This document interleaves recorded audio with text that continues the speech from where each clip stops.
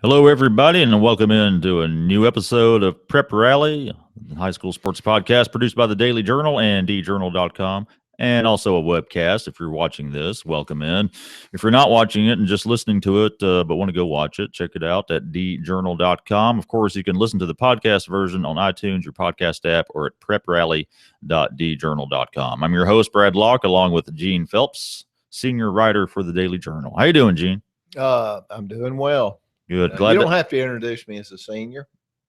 Well, people watching, it's pretty obvious. No. Yeah. Welcome back from Jackson. I'm glad you found your way back to Tupelo. Had a good time down there? I did. I actually did. I looked back this morning. I covered 23 games. Good grief. In 11 days. So that's pretty good. 2 a day. You earned your paycheck, Gene. I did. And maybe you probably deserve a bonus for that. I'm just saying. If Rod Rojardo is listening or watching, no. Good work down there, Gene. And we had some teams win some state titles. We're going to talk about that today on the show. We're going to talk a little bit of baseball. There's some it's baseball season now. They've been playing a few games for at least a couple of weeks, Gene. So we'll touch on that, in particular Division 1-3A, looking like a tough division. We'll have athletes of the week as well. Gene will have those. So a good show today that we got going on. Need to remind y'all to follow us on Twitter, by the way, at DJournalPreps. Okay. Let's get into it, Gene. All right. Let's talk basketball. Had the MHSAA state championships down in Jackson. Of course, the new format, they actually start the state tournament technically before you get to Jackson. Absolutely. Isn't it? Yeah, we had talked about no north half anymore. Right. We knew it. And so when you play after the division tournament, you're seeded and you start first round, second round. And when you win the second round, you go to Jackson and play a quarterfinal. Yeah, quarterfinals is where they start out in Jackson at the Coliseum and at Jackson State University. And then by the time you get to the finals, everything's in the Coliseum. Well, semifinals. Semifinals. That's right, semifinals. So let's start at we had four teams from the area win state, 2 boys teams, 2 girls teams. Let's start in 4A, Gene. Corinth. Finally, over the hump. Keith Green has gotten them down there several times. They're a good team every year. They're always a factor. Yeah. But finally got over the hump, didn't they? Yeah, it was Keith's 4th time down there, and some things that need to be brought up about that. Number one, this was his 8th consecutive year of 20-plus win seasons. It's not bad. And the only knock against him, if you want to call it a knock, was he had been to the championship game 3 times and lost. But now 2 of those times were to Amanda Elsie, and if you can remember back how good those Amanda Elsie teams were, and Keith told me that the first team that played Amanda Elsie, and I don't know what year, 2013 maybe. Don't have it in front of me, but he thought he was one of the top 3 teams in the state that year, and he just had the misfortune of playing probably the top team in the state for a championship. And this year they had to beat the 2-time defending state champ, didn't they? We did, Macomb, and a lot of people thought Macomb would be a walkover in this game. They've got the height, they've got the shooters. What they don't have or didn't have, and I saw Macomb play 3 times. They don't have that hustle and just all out athleticism that Corinth has. Yeah. And Corinth's got that never give up attitude, and they just go out there and play, and they don't play crazy. They play aggressive. Right. And it's how they win games. And Green told them that in semifinal game when they weren't really playing well. He said, let's go out there in the second half and do what we did that got us here. And they went out and just played great defense and fed off their defense and in transition and scored. And and Terrace Gwynn had a huge game, 26 points, wasn't it? It was a really great game. It was his. He also had 11 rebounds. It was his 23rd double of the season. It's not bad. Let's just say he's a strong candidate for Daily Journal Player of the Year. Yes, he is. Great athlete. He's a quarterback for the football team over there at Corinth as well. Has signed with Northwest. There you go. So big win for Corinth, getting that state title. Again, a strong program Keith Green has there in Corinth. Let's move to 3A girls. No surprise here, Gene. Boonville back in the mix. And Michael Smith brings home his 2nd state title in 3 years. I think we've got a bit of a dynasty in the making, perhaps, Gene. Well, it could be. I mean, he's got a lot of players back. next year, including Dallas Young, who is I would say is a odds-on favorite to win our female girls Player of the Year, Daily Journal Player of the Year. But she that team lost one game this year to a really good athletic Tupelo team. At Tupelo. No shame in that. So they finished 28-1 on Here It's Wrong, 29-1. At one time, we had 3 records for Boonville, and after they had won their semifinal, I said, "Hey, can you get me the correct record?" Yeah, because I've got you 27-1 coming into this game, or 26-1, and then the sheet's got 27. Somebody else had 28 already. High school sports, man. There we go. Whatever's in the journal, though, is history now. So yes, that's the official whatever record. We had in there. Whatever's in the journal is correct. That's correct. Okay. Dallas Young, you mentioned her Player of the Year candidate for the Journal. Big game for her. Not surprising. What, 23 points? 23 points, and she just makes the team go. And it's a team with a lot of really good players. And I mean, they're really good players who play a role in games where a Dallas maybe is double teamed and well guarded. You've got players like Shemaya Williams, who comes in and can score 20 a game. Malika Patterson can score 15 a game, 15 to 20 a game. Cabrera, I think it's Cabrina. It looks like Cabrina, but I don't know if that's how you pronounce it.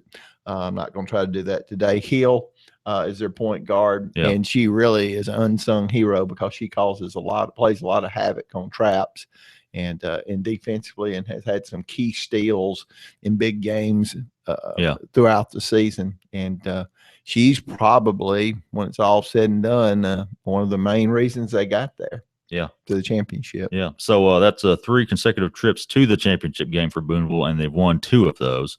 They're in 3A. Moving on to 2A, Gene, Ingomar girls. This may have been the best game of the whole tournament. I know David Brandt, who I believe was there for the Associated Press, he tweeted that this is the best game he'd seen in a while. Ingomar winning by a point to claim the 2A title. They were. I thought they were dead. I thought they were dead in the water. They were down 7 or 8.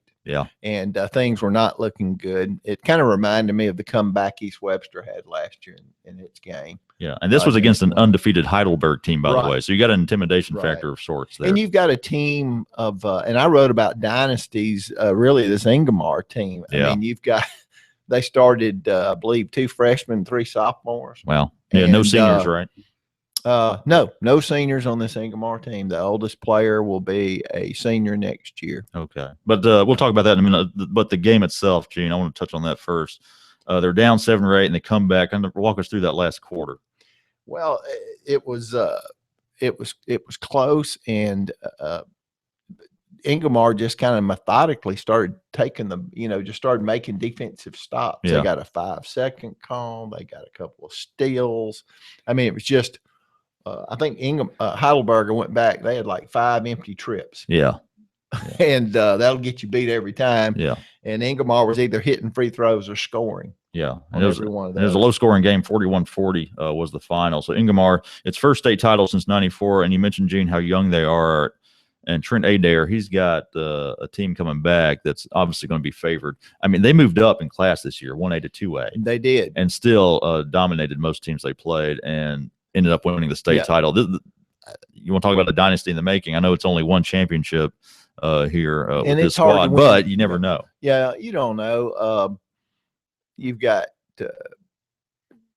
you don't ever know from year to year. And I've talked with Michael Smith from Boonville about this, and I believe Trent Adair would know this too, even though this was his first championship. Sure. You better enjoy the one you win, because just because you've got everybody coming back doesn't necessarily mean you're going to win the next year. You don't know what's brewing in this part of the state or in South Mississippi. You may meet a team just as good or a step better than you. And both of Boonville and Ingomar's wins were close. They could have easily lost both games. And so it's tough to win a state championship. Sure is. If you get in the wrong bracket. I was talking with Michael Smith the other day from Boonville, and he was talking about the division tournament. And the division tournaments are really big now because you're playing for seeds and to begin state play.